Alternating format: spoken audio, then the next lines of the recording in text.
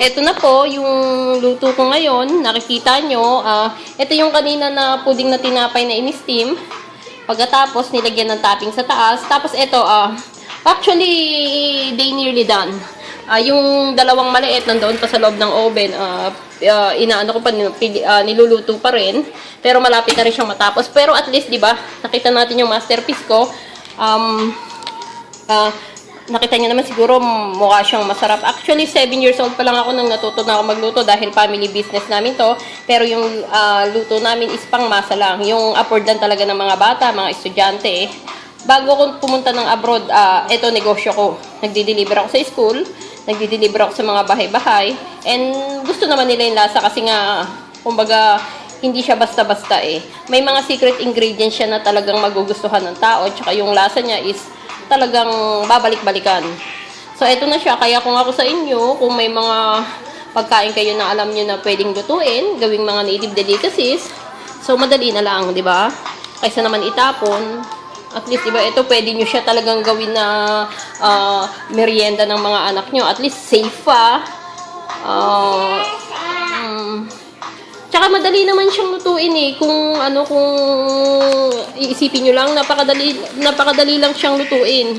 Kaya nga sabi ko nga sa inyo, kung may mga tira-tira kayong tinapay, or kung gusto niyo ng mga kung gusto niyo ng iba't ibang klase ng kakanin na pangbahay, na para sa pamilya nyo, PM nyo lang ako at willing akong i-share sa inyo yung mga alam kong lutuin.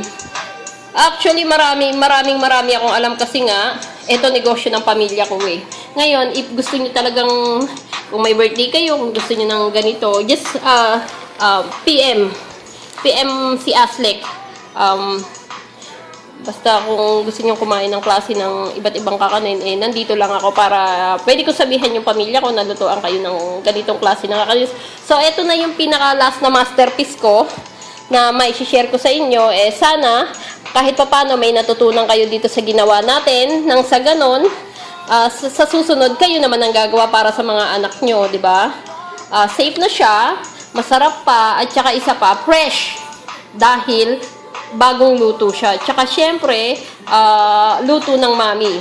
So, sana, sa pag-share ko sa inyo ng ingredients ko ng pagluluto ng puding na tinapay is may natutunan kayo ngayon. Kung gusto nyo ng iba't ibang klase ng luto ng kakanin, magtanong lang kayo sa akin. I'm ready to share my ingredients para sa inyo. Lahat ng alam ko sa pagdating sa kakanin. So, good luck at sana po biyayaan tayo parati ng Diyos and more blessing po sa lahat-lahat ng nakapanood nitong aking munting ingredients na para sa pamilya. I hope po na i-enjoy nyo to and sana may matandaan kayo para magawa nyo sa pamilya nyo. Bye! Salamat po sa pagsabay. Bye-bye.